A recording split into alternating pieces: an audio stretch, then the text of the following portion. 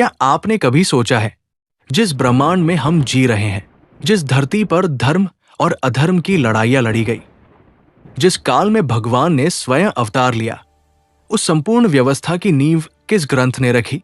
आज हम बात करेंगे विष्णु पुराण की, एक ऐसे ग्रंथ की जिसे केवल पुराण नहीं बल्कि संपूर्ण सनातन ज्ञान की आधारशिला माना जाता है।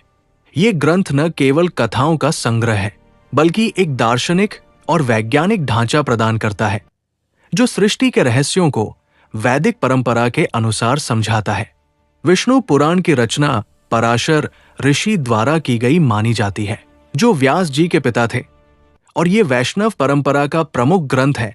सबसे पहले आप सभी जानिए विष्णु पुराण क्या है। विष्णु पुराण सनातन धर्म के 18 महापुराणों में से एक है, लेकिन इसकी विशेषता यह है कि ये केवल कथा नहीं सुनाता, ये सृष्टि का पूरा ढांचा समझाता है। इस ग्रंथ में भगवान विष्णु को परम ब्रह्मा कहा गया है, यानी वही शक्ति जिससे सृष्टि उत्पन्न हुई, जिससे उसका पालन हुआ और जिसमें अंत में सब कुछ विलीन हो जाएगा। अब इसे सरल शब्दों में समझिए, विष्णु पुराण ब्रह्मांड की जम कुंडली है। ये ग्रंथ लगभग 7000 श्लोकों में विभाजित है और 6 अंशों यानी कि भागों में संरचित है।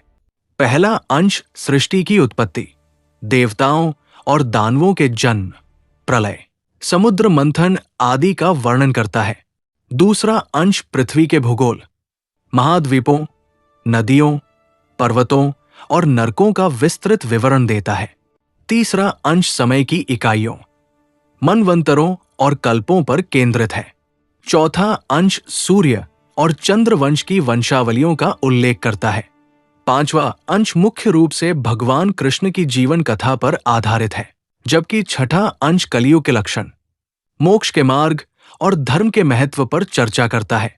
ये संरचना इसे अन्य पुराणों से अलग बनाती है, क्योंकि ये तार्किक और क्रमबद्ध तरीके से ब्रह्मांड की व्याख्या करता है। अब जानिए विष्णु पुराण हमें क्या सिखाता है। विष्णु पुराण बताता है कि ये सृष्टि कैसे बनी। ग्रंथ के अनुसार सृष्टि की शुरुआत महाविष्णु से होती है, जो ब्रह्मा को जन्म देते हैं, और फिर ब्रह्मा से संसार की रचना होती है। ये प्रक्रिया चक्रीय है, जहां सृष्टि, स्थिति और प्रलय का चक्र चलता रहता है। प्रलय कैसे आता है? प्रलय के विभिन्न प्रकार वर्णित है, जैसे नैमित्तिक प्रलय जब ब्रह्मा सोते हैं, और महाप्रलय जब सब कुछ विष्णु में विलीन हो जाता है। धर्म कैसे चलता है? ये 4 युगों सत्य, त्रेता, द्वापर, कली के माध्यम से धर्म के ह्रास और पुनरुत्थान को समझाता है। राजा का कर्तव्य क्या है? राजा को प्रजा के पिता समान माना गया है, जो न्याय, सुरक्षा और धर्म की रक्षा करे। मनुष्य को मोक्ष कैसे मिलता है? भक्ति, ज्ञान और कर्म के संतुलन से, विशेष रूप से विष्णु भक्ति से मोक्ष प्राप्ति संभव है। ये ग्रंथ केवल देवताओं की कथा नहीं, बल्कि मानव जीवन का मार्गदर्शन है। इसमें प्रहलाद की भक्ति कथा, दैत्यराज हिरण्यकशिपु का वध, नृसिंह अवतार, वराह अवतार द्वारा पृथ्वी की रक्षा आदि कहानियां शामिल हैं, जो नैतिक और आध्यात्मिक सबक सिखाती है। भगवान विष्णु का स्वरूप विष्णु पुराण में कहा गया है, जो दिखाई देता है वही विष्णु है, और जो दिखाई नहीं देता वह भी विष्णु ही है। विष्णु केवल एक देवता नहीं, बल्कि संपूर्ण अस्तित्व की चेतना है। जब सृष्टि संकट में आती है, तब वही चेतना राम, कृष्ण, वराह, नृसिंह जैसे अवतारों के रूप में प्रकट होती है। ग्रंथ में विष्णु को त्रिमूर्ति का पालन करता माना गया है, जहां ब्रह्मा सृष्टिकर्ता और शिव संहारक है, लेकिन सब विष्णु पर निर्भर है। ये वैष्णव दर्शन को मजबूत करता है, लेकिन साथ ही शिव और ब्रह्मा की प्रशंसा भी करता है, जो हिंदू धर्म की एकता को दर्शाता है। अवतारों का वर्णन विस्तार से है, जैसे मत्स्य अवतार में वेदों की रक्षा, कूर्म अवतार में समुद्र मंथन में सहायता आदि। अब जानिए भक्तों, क्यों विष्णु पुराण को सभी पुराणों का आधार कहा जाता है? अब आता है सबसे महत्वपूर्ण प्रश्न, विष्णु पुराण ही आधार क्यों? सृष्टि का सबसे स्पष्ट वर्णन विष्णु पुराण सृष्टि को शुरुआत से अंत तक क्रमबद्ध और तार्किक रूप में समझाता है। ये ब्रह्मांड की संरचना को वैज्ञानिक ढंग से वर्णित करता है, जैसे 7 द्वीपों, जम्बू द्वीप आदि, 7 महासागरों और लोकों, भू, भुव, स्वर आदि का विवरण। बाद के अनेक पुराणों ने इसी ढांचे को अपनाया। भक्ति, ज्ञान और कर्म तीनों का संतुलन। ये ग्रंथ सिखाता है कि केवल ज्ञान अहंकार बन सकता है, केवल कर्म बंधन बन सकता है, लेकिन भक्ति इन्हें मोक्ष का मार्ग बनाती है। ये संतुलन अद्वैत वेदांत और भक्ति मार्ग को जोड़ता है, जो बाद के ग्रंथों जैसे भागवत पुराण में विस्तारित हुआ। यही संतुलन विष्णु पुराण को विशेष बनाता है। अन्य पुराणों की कथाओं का मूल स्रोत भागवत पुराण, नारद पुराण, पद्म पुराण, इन सभी की अनेक कथाएं विष्णु पुराण से प्रेरित है।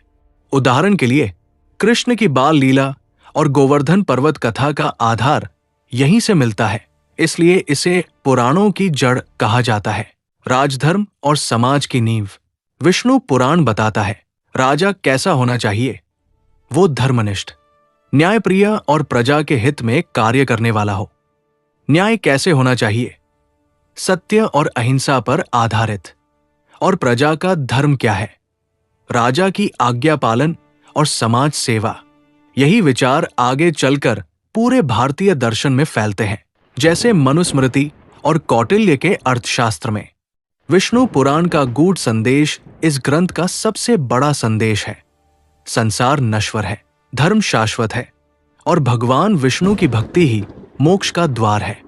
ये माया के जाल से मुक्ति की बात करता है, जहां आत्मा विष्णु में विलीन होकर अनंत शांति पाती है।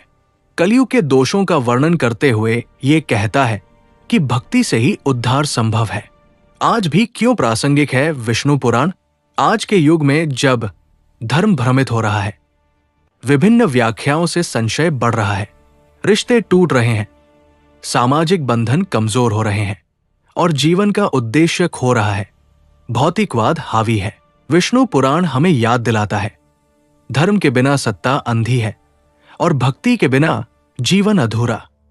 ये पर्यावरण संरक्षण, वराह अवतार, न्याय व्यवस्था और आध्यात्मिक संतुलन के सबक देता है, जो आधुनिक चुनौतियों से निपटने में सहायक है। भक्तों, ये तो केवल विष्णु पुराण का परिचय था। अगले भाग में हम जानेंगे सृष्टि की उत्पत्ति, महाविष्णु से ब्रह्मांड का जन्म, प्रलय का रहस्य, विभिन्न प्रकार के विनाश और पुनरुत्थान, और ब्रह्मांड का पहला काल, सत्ययुग की विशेषताएं। अगर आप सनातन ज्ञान को डॉक्यूमेंट्री शैली में समझना चाहते हैं तो चैनल को सब्सक्राइब करना न भूलें। बेल आइकन दबाएं ताकि नोटिफिकेशन मिले। जय Shri Vishnu. Like and subscribe.